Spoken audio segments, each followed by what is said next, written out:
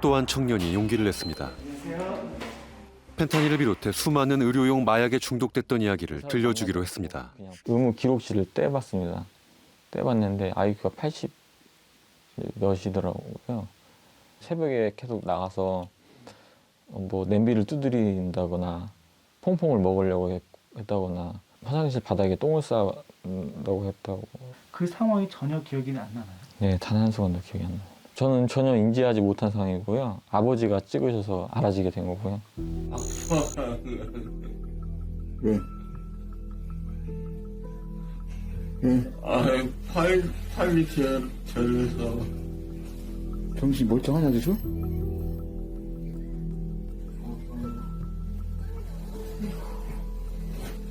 너 뭐 먹었어, 지금? 안 먹냐고. 약 뭐 먹었냐고? 먹을 게 먹었어. 뭐라고? 다 먹었다고? 왜 다 먹었어? 제가 제가 이제 지금까지 먹었던 약들. 안정제, 다이어트 약, 주의력 결핍장애 치료약까지 수십 종의 의료용 마약류. 여기 이 약이 이제 업 시키는 계열의 약이 있고 또 다운 시키는 계열의 약이 있고 기분이 다운된다 그럼 업 먹고요. 지금 기분이 조금 업돼 있다. 너무 업되면 안 될 것 같다. 그럼 다운 계열을 또 먹어서 다운 시키고. 한 회 복용을 이만큼씩. 네. 한 회예요. 그 병원에서는 성인 30명 분량의 수면제 양이라고 하더라고요. 근데 그걸 본인이 혼자서 하룻밤에 드신 거예요? 네. 그렇게 되는 거예요, 점점. 이미 이렇게 약을 먹고 할 때는요, 전혀 일을 하지 못하고 누구를 만나지도 못한 상태이고요. 사회생활은 전혀 할 수가 없는 상태예요. 불안한 마음을 진정시키려 썼던 약 하나가 오남용되기 시작하면 어느 순간 걷잡을 수 없는 복합 중독으로 발전하게 됩니다.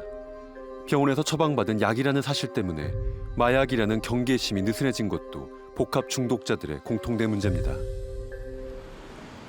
죽을 각오로 단약 치료 중이라는 상민 씨는 약들을 어렵지 않게 처방받을 수 있다는 게 가장 큰 문제라고 강조했습니다. 저기 보시면 균형외과, 성형외과, 피부과, 이비인후과, 내과 이렇게 여러 병원이 있잖아요. 꼭대기 올라가서 밑에 층까지 한 번에 다 받을 수 있습니다. 처방전은요. 이 이 한 건물 건물에서. 하나에서만 7개가.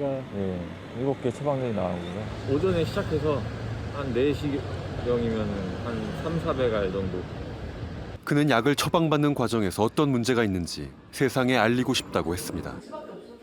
첫 번째 병원, 접수처에 다이어트 약을 요청해 보았습니다. 처방전이 나온 뒤에야 등장한 의사.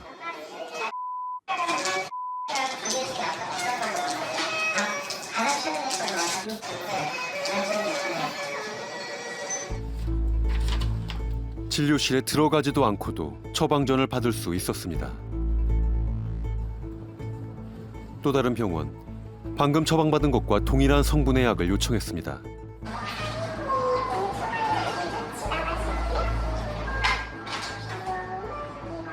역시 바로 처방전이 발급됐습니다. 각각의 처방전으로 약국 2군데에서 약을 구매했습니다. 1시간도 안 되어 의료용 마약류에 해당하는 다이어트 약 50여 알을 받을 수 있었습니다. 비만도를 측정하지도 심지어 진료실에 들어가지도 않고 처방전을 받은 것은 문제가 있지 않을까. 내가 처방하는 약에 대해서 위험성을 설명을 하고 이 환자가 의존돼 가고 있는지에 대해서 체크하고 이럴 수 있는 구조적인 시간 자체가 모자라다는 것도 되게 중요한 부분 중에 하나죠. 짧은 진료 시간이고 바쁜 시간이긴 하지만 환자한테 설명하고 중독으로 이어지지 않도록 의사가 최선을 다해줘야 되는 게 되게 중요한 부분이라는 거죠. 우리는 또 다른 병원을 찾았습니다. 진통제 좀 처방받으러 왔어요. 진통제 좀 처방. 투약자들이 펜타닐 처방을 받은 적이 있다고 제보한 병원입니다. 펜타닐 같은 거는 처방 안 되나요? 펜타닐 저희들이 보면 안 돼요. 괜찮아요. 보면 안 돼도. 펜타닐 먹으시면 심하죠. 네, 얼마나 받을 수 있어요, 한 번에? 펜타닐만 일반 약으로 쓰지 말고 섞어서 줘야지. 섞어서 줘야죠. 많이 줘요? 뭐 주실 수 있는 만큼 주시면 좋을 것 같아요. 그럼 열매니까 한 달치네. 한 통을 가져가면. 네, 그럼 하면 되겠네, 그죠? 네, 네. 간단한 문진만으로 펜타닐 처방전이 발급됐습니다. 어떤 검사도 진단서도 필요하지 않았습니다. 처방전을 들고 약국으로 향했습니다. 부침에 지금 되고요. 하나만 안 겁니다. 곧바로 약을 받을 수 있었습니다. 암 환자도 아니고 아무 증상도 없는 취재진의 손에 펜타닐이 쥐어졌습니다. 약국으로 돌아가 문의를 해보았습니다. 저희가 이걸 처방을 거부할 그거는 없어요. 아, 그래요? 저희가 거부할 수는 없어요. 처방전을 받았을 때 조제 거부하면 그것도 문제가 되고 근데 우선은 충분히 거를 수 있는 문제예요. 사실은 방송 KBS에서 안 이렇게 처방될 수 있는 약이 맞는 것인지 다시 A 의원을 찾아갔습니다. 실제로는 아무 통증이나 이런 게 없는데 펜타닐을 악용하는 사례는 알고 계시죠? 펜타닐 어떻게 악용하는지 모르고 계세요? 펜타닐 일단 마약류 성분인 건 아시잖아요. 마약류 등재하는 얘기죠, 이게. 예.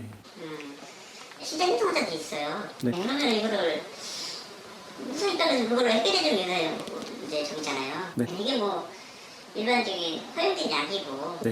이게 뭐 독약이 아니니까 일반적인 오직 하면 저렇게 했냐 해서 이제 처방을 해드리긴 하는데 나 그거 몰라요. 뭐 수만 가지 있을 텐데 약재들이 한참 보면서 언제 진짜 모르겠어요. 모든 걸 기억할 수는 없잖아요, 솔직한 얘기로. 하지만 이렇게 쉽게 받을 수 있는 처방전 한 장이 누군가에게는 합법적으로 마약을 구할 수 있는 통로가 되고 있습니다. 마약 범죄를 근절하는 최선의 방법은 공급자를 통제하는 것이라고 전문가들은 말합니다. 병원이 마약상이 돼버린 거죠. 의도했든 의도하지 않았든 환자가 와서 그런 것들을 요구했을 때는 과연 그 약이 필요한지에 대해서 최소한의 검사라도 하자는 거죠. 의사는 적어도 내가 몰랐어라는 얘기는 이 전문 사람의 생명을 다루는 전문 직종에 있어서는 그건 변명이 되지 않는다는 거는 저는 분명하다고 생각을 하는 거거든요. 처방을 하는 의사 선생님들이 내가 나도 모르게 환자를 해칠 수 있는 그런 약을 처방하는 마약상이 아니라 뭐 환자를 치료하는 의사가 되기 위해서는 의사 선생님들 자체가 경각심을 가져야죠. 사실 의존성이 있는 약물은 펜타닐만 있지 않죠. 미국 마약 단속국에서도 분류하는 중독 가능성이 있는 약물들에 대해서 전반적인 재고와 검토 또 모니터링 시스템을 구축하지 않으면 이 약물 남용에 대한 문제는 계속 반복될 수 있습니다.